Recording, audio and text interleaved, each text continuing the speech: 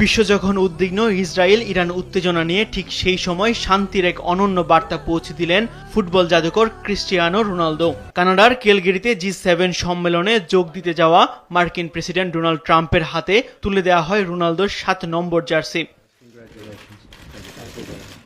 এই স্মারক উপহারটি তুলে দেন ইউরোপীয় কাউন্সিলের প্রেসিডেন্ট ও পর্তুগালের সাবেক প্রধানমন্ত্রী আন্তোনিও কস্তা, যেখানে লেখা বিশেষ বার্তা, শান্তির জন্য খেলছে।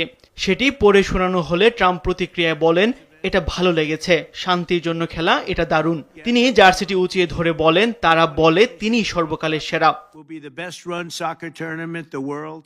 ট্রাম্পের যোগাযোগ উপদেষ্টা মার্গো মার্টিন ভিডিওটি শেয়ার করেন তার এক্স অ্যাকাউন্টে। দ্রুতই তা ছড়িয়ে পড়ে পুরো বিশ্ব জুড়ে। শান্তির বার্তা দিতে রোনালদোর এই উদ্যোগ নতুন নয়। ফুটবল মাঠের বাইরে বহুদিন ধরেই দারিদ্র্য, শিশু অধিকার ও বিশ্ব শান্তি নিয়ে কাজ করছেন তিনি। এই জার্সি উপহার যেন তার অবস্থানকে আবারও স্পষ্ট করে তুলল।